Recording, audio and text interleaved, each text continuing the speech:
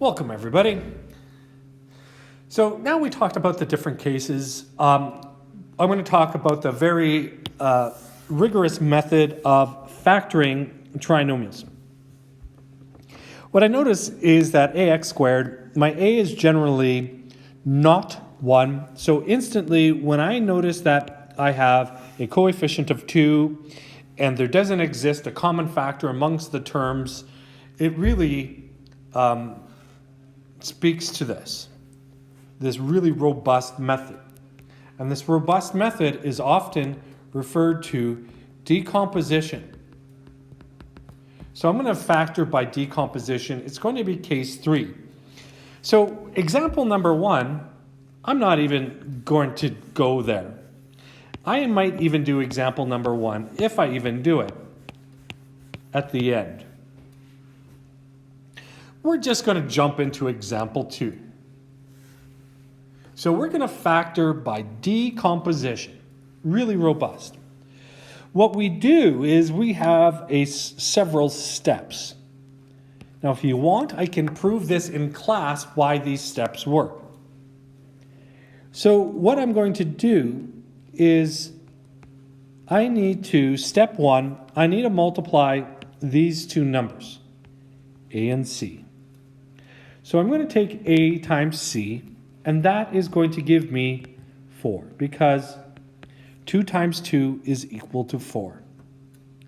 I need to find two numbers whose product is whose sum is b, yet whose product is ac. So I'm going to say which two numbers have a sum of 5, but a product of 4, right? Because AC is 4. I'm hoping you're saying, okay, 4 and 1. But don't worry. What I'm going to do on the margin here is 4. I'm going to break up 4 into its factors. And by the way, if my first number is negative 4, that implies that my second number has to be negative 4. That sum is negative 5. Nope, that doesn't work. What other two numbers multiply to negative 4? Negative 2 and negative 2. Nope, that sum is negative 4. 1 and 4. Yes, that's a winner, right? So 1 and 4, those two numbers multiply to 4, but add to 5. And I'm just going to carry on because there's only going to be one combination. Let us not forget 2 and 2. But 2 times 2 multiplied to 4, but sum to 4. So those aren't the two numbers that we're looking for. So find two numbers whose sum is b and whose product is ac. Those are the two numbers. So we use these numbers to split the middle term. And what I can do is I could just simply write 4x plus 1x. So I'm just going to maybe write that in algebra in my own handwriting so it looks better. And I'm just going to write it below here. So we have 2x squared plus 4x plus 1x plus 2. And basically what I did was I split up 5x into 4x plus 1x. There we have it. So the next thing that I'm going to do, step 4, find the GCF of the first two terms. Separately, find the GCF of the last two terms. So the GCF of the first two terms, the GCF of the last two terms. And we're sort of missing something here, but the GCF of the first two terms, the two terms that I've underlined in pink, it will be 2x, right? The greatest common factor of the pink is 2x. What I'm going to do is I'm going to factor that out of the first two terms only. And what I'm left with is x plus 2. The greatest common factor of the green terms is, well, there is no greatest common factor. So I just say 1. And if I factor out 1, I'm left with x plus 2. And believe it or not, we're there. One of the binomial factors of the trinomial will be the binomial that appears in both sets of the brackets. So this will be one factor. The other factor will be the terms that appear outside of the brackets. So really, this factor is going to be x plus 2 times 2x plus 1, because 2x lies outside plus 1. There we have it. Okay. Try to get those out, and hopefully we have a few more examples, and I love these examples that we're going to be doing. So I really like to do A times C. I'm going to multiply those two numbers. So what two numbers, so this is the product, what two numbers multiply to 6 but add to 5? So since they multiply to positive 6, they both have to be positive or they both have to be negative. So I'm just going to take here, I'm going to start off with 6. I'm going to pretend like those numbers don't jump in my brain. So 6 is 1 times 6. Nope, those two numbers don't add to 5. And then I go to 2 times 3. Yes, those two numbers add to 5. And there's only one combination, so we know we're right on this. And what I'm going to do is, so I take that 2 and that 3, and I simply decompose this middle term. Watch how I decompose it.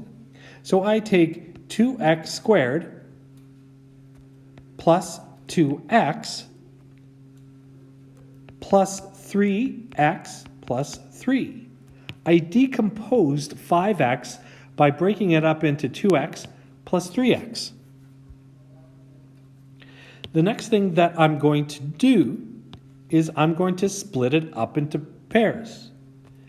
And here I would factor out the GCF of either or of both pairs. So in this first example, what is the greatest common factor here of 2x squared plus 2x? Well, that's just really 2x. And if I factor out 2x from 2x squared plus 2x, I'm left with x plus 1. Let's move on to the second pair. 3x plus 3. What is the greatest common factor? The greatest common factor is 3. And if I factor it out, I'm left with x plus 1. You know you've done it right when both the terms inside the brackets are the same. If that is equal to that, you are on the right track. That is one of your factors. The other factor comes from the leftover stuff. And there we have it. So here, and I would just say factor out x plus 1 from both terms.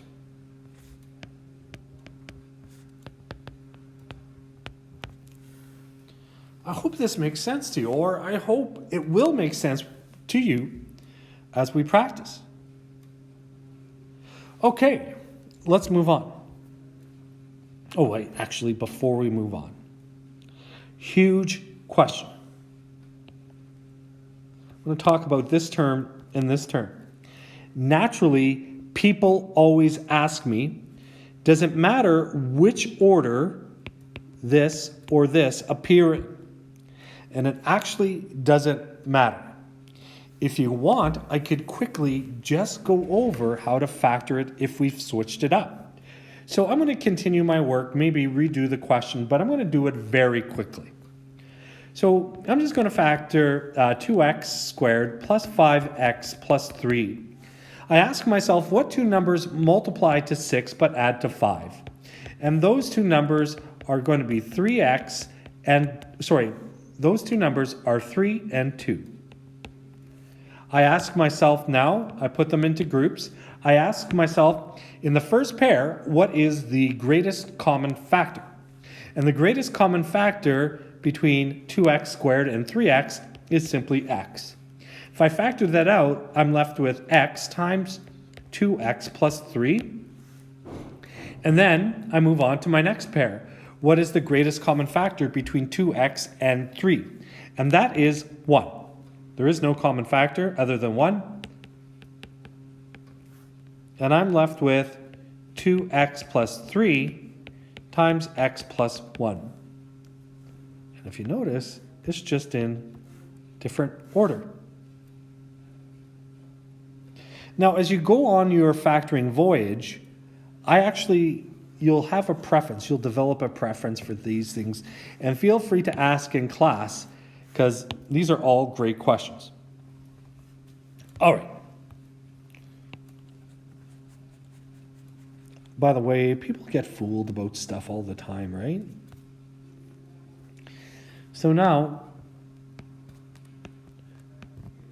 this is the product. What two numbers have a product of 6 but add to 5? Hey, we already did that. So 2 times 3. Two numbers that multiply to 6 but add to 5. There we are. There's your two numbers. So this is how we're going to decompose this one.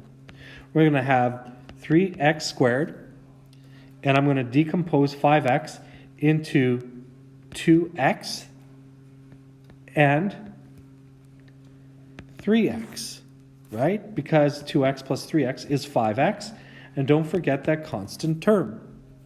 So I would say decompose.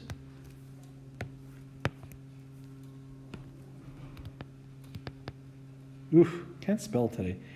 Decompose. Break down. And then I'm going to simply underline. And I ask myself, in the first pair, what is my greatest common factor? In the first pair, my greatest common factor is x. If I factor out x, I have 3x plus 2. In the second pair, with 3x plus 2, what is my greatest common factor? There is none, or more correctly, 1 is the greatest common factor. Now, have I done this right? Absolutely, because if you look what's in the brackets, it's the same expression. So if I factor out 3x plus 2 from both terms of that expression, I have 3x plus 2 times x plus 1.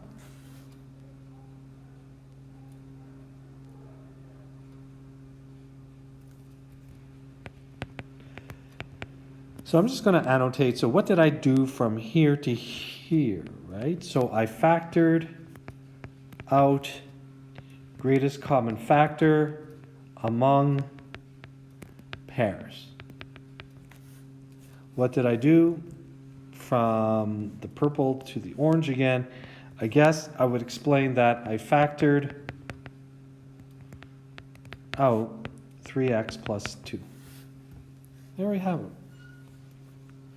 Now, I'm sure some of you guys were asking, aren't these the same expressions?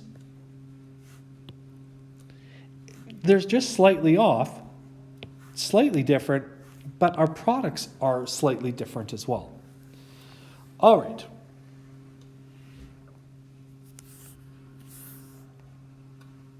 One more example, and then I will make another video, I think, because it's challenging stuff, isn't it? Okay. And I'm very deliberate with this. Okay. I ask myself, what two numbers have a product of A times C? And that is 24. What two numbers multiply 24 but add to 14? Like, I don't know about you, Those numbers are hitting me in the brain right now. Okay? But I'm going to work systematically through this. So I know that my two numbers can't be negative because they add to a positive. So 24, so 1 times 24, nope. 2 times 12, yes. These are the only two numbers that multiply to 24 but add to 14. So what am I going to do? Well, what am I going to do is I'm just going to decompose this middle term and write 14x as 2x plus 12x plus 8. And now when I add those two terms together, right, that would be 14x. So I'm not creating any errors here.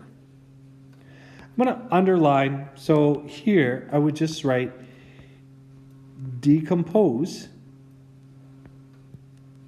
middle term.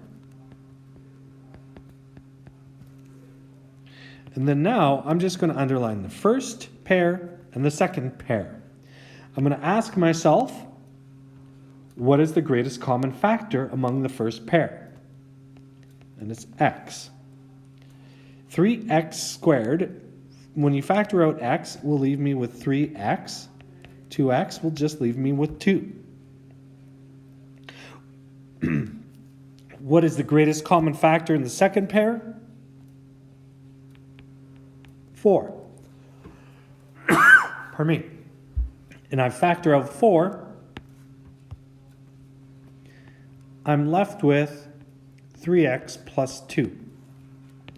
Notice that these are the same. I know that I did it right. Bet my life? No. Bet $1,000? Probably.